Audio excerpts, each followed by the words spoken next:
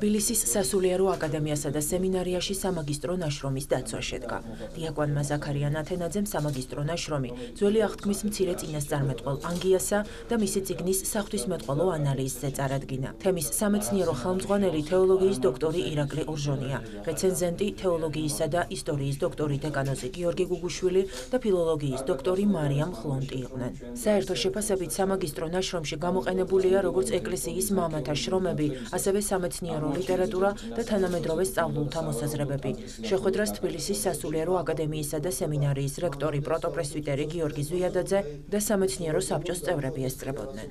წარმოდგენილ ნაშრომში ახლა მიმოხილულია ანგია წინასწარმეტყველის მოღვაწეობის ეპოქა, მისი წინასწარმეტყველება განხილული არის მუხლობრივად ეკლესიის მამებზე დაყრდნობით, მრავალ პარალელს გაავლებს საქართველოს ისტორიიდან, მოაქვს ციტატები წმინდა ილია მართლის ჩვენი უწმინდესი პატრიარქის ქადაგებებიდან, შეგონებებიდან, აზრებებიდან. ნაშრომი შეიძლება ითქვას, რომ მაღალ აკადემიურ დონეზეა შესრულებული და ამ სასწავლებლების და ამ წარმოდგენილი ნაშრომების სამაგისტრო ნაშრომების მიზანი ესაა, რომ აი მომავალ სტუდენტებს, ბაკალავრიატის სტუდენტებს ან მომავალ მაგისტრებს კონსპექტებად როგორც სახელმძღვანელოები ესე გამოადგეთ. თემა უკავშირდება თეოლოგიურ ანალიზს, ანუ იმ საკითხებს განიხილავს დიპლომანტი, რაც წინასწარმეტყველ ანგიას წიგნშია დაცული.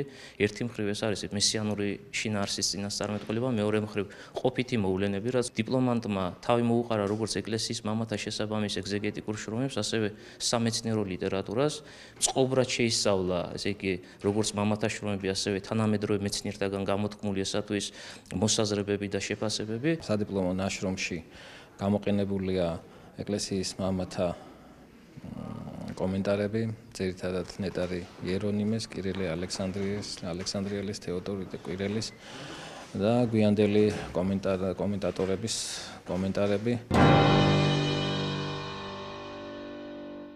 კავკასიურმა სახლმა საპატრიარქოს ტელევიზია ერთსულოვნების ჟურნალისტ ნინო ხოფერიას ფილმის ჩვენებას უმასპინძლა. უდროობის გმირი ასე უწოდა ავტორმა მასალას, რომლის გადაღებებიც 1 წლის განმავლობაში მიმდინარეობდა.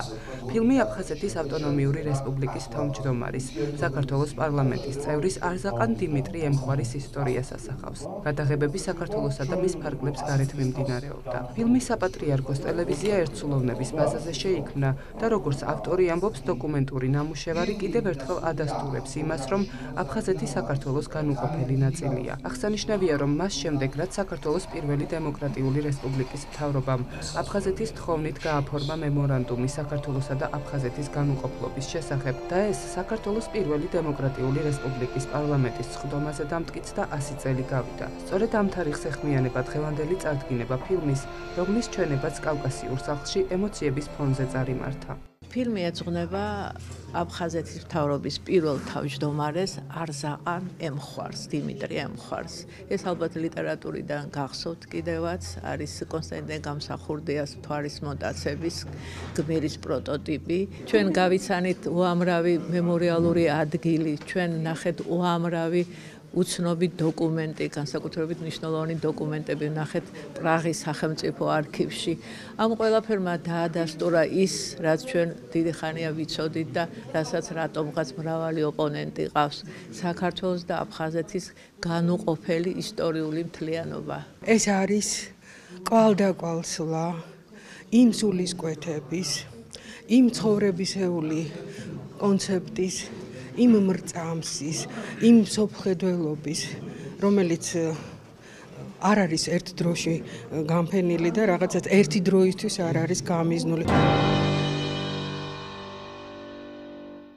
ბიზნესისა და ტექნოლოგიების უნივერსიტეტში საქართველოს პირველი ტექნოლოგიური ფესტივალი გაიმართა.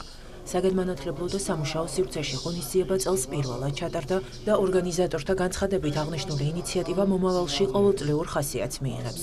ფესტივალს სტუდენტებთან ერთად სამთავრობო და არასამთავრობო ორგანიზაციების წარმომადგენლები ესწრებოდნენ. განათლების, მეცნიერებისა და კულტურის კომიტეტის თავმჯდომარის მარიამ ჯაშის განცხადებით, ამ მიმართულებით პარლამენტში სამუშაო ჯგუფის შექმნა იგეგმება. ფესტივალის ფარგლებში სამეწარმეო ეკოსისტემის ფორმულირებაზე დისკუსია გაიმართა. ასევე ყურადღება გამახვილდა სახელმწიფოსა და კერძო სექტორის როლზე. ეს არის უზომოდ მნიშვნელოვანი არა მარტო ჩვენი უნივერსიტეტისთვის, არამედ ქვეყნისთვის. ჩვენ ამ ფესტივალს დავარქვით მეოთხე ინდუსტრიული რევოლუცია, რომელიც თავის-თავში გულისხმობს ტექნოლოგიური სფეროს განვითარებას. ფესტივალის ფარგლებში მოხდება ახალი ტექნოლოგიური ტრენდების გაცნობა, როგორც მოგეხსენება, ჩვენ გვყავს წამყვანი მაღალტექნოლოგიური კომპანიები საქართველოსი სტუმრად. სტუმრებს ვანახებთ მათ პროდუქტს. დღევანდელ სამყაროში ტექნოლოგიების როლი იზრდება არა მხოლოდ ბიზნესში, არამედ სახელმწიფო პოლიტიკის მართვის და იმპლემენტაციის პროცესში. არის დრო, რომ უფრო კონსოლიდირებულად, შეჯერებულად დავიწყოთ საკანონმდებლო დონის ინიციატივებზეც დიალოგი. შეერთებული შტატების, ევროკავშირის და სხვა ქვეყნების მსგავსად ინოვაციების და ტექნოლოგიების როგორც შექმნას, ასევე დანერგვას სჭირდება ხელშეწყობა. ეკონომიკის სამინისტროს ინოვაციებისა და ტექნოლოგიების სააგენტო მაქსიმალურად მხარს უჭერს უნივერსიტეტის ინიციატივას, რომელიც გულისხმობს, რომ რაც შეიძლება მეტი სტუდენტი იყოს ჩართული სტარტაპ ეკოსისტემის განვითარების პროცესში, რათა მათ იცოდნენ, რომ ნებისმიერი ინოვაციური და გლობალურ დონეზე ინოვაციური იდეები დაფასდება როგორც უნივერსიტეტების მხრიდან, ასევე სახელმწიფოს მხრიდან. სასტუმრო რომსში კარტოფილის მოსავლის გაუმჯობესების ეროვნული გეგმის წარდგინება გაიმართა. პროექტი კარტოფილის საერთაშორისო ცენტრის, გარემოს დაცვისა და სოფლის მეურნეობის სამინისტროსა და სოფლის მეურნეობის სამეცნიერო-კვლევითი ცენტრის ურთიერთთანამშრომლობით განხორციელდა. როგორც შეხვედრაზე აღინიშნა, კარტოფილის მოსავლის გაუმჯობესების ეროვნული გეგმა ახალი გენოტიპების შემოტანას, შერჩეულ ჯიშებში ვირუსებისადმი გამძლე სახეობების იდენტიფიკაციას, მათ კვლევებს, ფერმერების გადამზადებას, ტექნიკის ადაპტაციასა და კიდევ არაერთ სხვა ღონისძიებას ითვალისწინებს.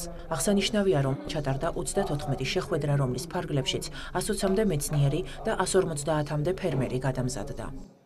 სოფლის მეურნეობის სამეცნიერო კვლევით ცენტრსა და კარტოფილის საერთაშორისო ორგანიზაციას შორის გაფორმებული არის ურთიერთთანამშრომლის მემორანდუმი, რომელიც მრავალ კომპონენტიანია. ერთ-ერთი კომპონენტი გახლავთ ჯანსაღი მასალის წარმოება, რომელიც წინაპირობაა მაღალპროდუქტიული კარტოფილის მოსავლის მიღებისა.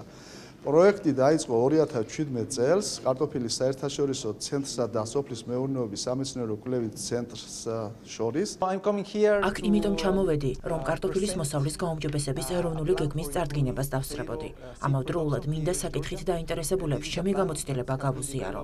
ჩვენი ცენტრი აქტიურად თანამშრომლობს საქართველოს სოფლის მეურნეობის სამინისტროსა და სამეცნიერო კვლევით ცენტრთან.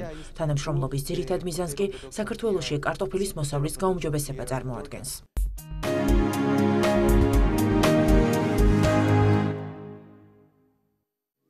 ირანის მოქალაქემ, რომელმაც ქრისტიანობის მიღების შემდეგ პოლიტიკური თავშესაფარი დიდი ბრიტანეთის ხელისუფლებას თხოვა, უარი მიიღო.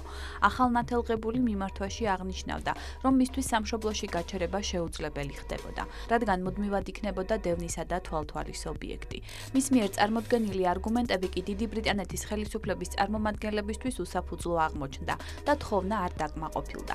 აღნიშნულ ინფორმაციას ერთ-ერთი ბრიტანული ქრისტიანული გამოცემა ავრცელებს. როგორც დიდი ბრიტანეთის სახელმწიფო სამსახურის Home Office-ის წარმომადგენლებმა განაცხადეს, ირანელი ქრისტიანის არგუმენტები საფუძველს მოკლებულია და მის მიმართვაში რელიგიური ნიშნით ჩაგვრა და დევნა არ იკითხებოდა. ირანის ახლად მონათლული მოქალაქე კი განაჩენის გასაჩივრებას სააპელაციო სასამართლოში აპირებს. ამავე ქრისტიანული გამოცემის ცნობით, ეს პირველი შემთხვევა არ არის, როცა Home Office გულგრილად ეკიდება რელიგიური ნიშნით ჩაგვრას და ადამიანებს თავშესაფარზე უარს ეუბნება. ცნობილია, რომ ადრე მათ ბრიტანეთის ვიზაზე უარი უთხრეს 3 სირიელ მართლმადიდებელ ეპისკოპოსს, რომლებიც ქვეყანაში ჩასვლას დროებით აპირებდნენ. ასევე ერთ მონაზონს, რომელიც თავისი ავადმყოფი დის მოსანახულებლად მიდიოდა. მიზეზად კი ის დაასახელეს, რომ მას საკუთარი საბანკო ანგარიში არ ჰქონდა. ცნობილია ისიც, რომ მათ ერთ-ერთ ქრისტიანს ირონიულადაც კი უპასუხეს. გასაუბრების დროს აღნიშნეთ, რომ თქვენს ღმერთს შეუძლია დაგიცვათ ყველანაირი განსაცდელისგან. მაშინ რაღაცომ ითხოვთ თავშესაფარს. მას ხომ შეუძლია ირანის რეჟიმისგანაც დაგიცვათ და შემთხვევით ეს ხომ არ ნიშნავს, რომ თქვენ ღვთისძალაში ბოლომდე დარწმუნებული არ ხართ.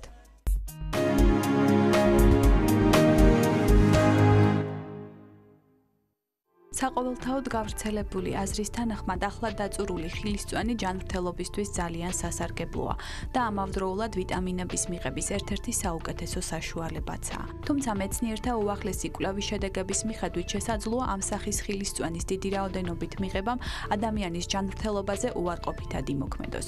კერძოდ კი სისხლში შაქრისა და ინსულინის შემცველობა მნიშვნელოვნად გაზარდოს. როგორც ცნობილია, ხილის დაწურული სახით მიღება საკმაოდ პოპულარულია სხვადასხვა სახის დიეტის დროს, რადგან მიჩნეულია, რომ დაწურული ხილი ადამიანის ორგანიზმს შლაკებისა და ტოქსინების განწმენს. თუმცა, როგორც კანადელი მეცნიერები მიიჩნევენ, გასათვალისწინებელია ის ფაქტორიც, რომ ხილისწვენი დიდი რაოდენობით ფრუქტოზას შეიცავს, რაც ადამიანის ჯანმრთელობისთვის არც ისე სასარგებლოა. და მან შესაძლოა შაქრიანი დიაბეტიც კი გამოიწვიოს. აღნიშნულ საკითხთან დაკავშირებით ჯანმრთელობის დაცვის მსოფლიო ორგანიზაცია მოუწოდებს ყველას დიდი რაოდენობით შაქრისა და მისი შემცველი პროდუქტების მიღებისგან თავი შეიკავონ. შაქრის რაოდენობა დღის განმავლობაში არ უნდა აღემატებოდეს 30 გრამს. სწორედ ამდენს შეიცავს 150 მილილიტრი ხილის წვენი და მისი მიღება ორგანიზმზე უარყოფითად არ აისახება. მაგრამ იმ შემთხვევაში თუ კი ხილის წვენს გამოვიყენებთ წყურვილის მოსაკლავად, ადვილი შესაძლებელია, რომ დიაბეტის რეალური საფრთხის წინაშე დავდგეთ.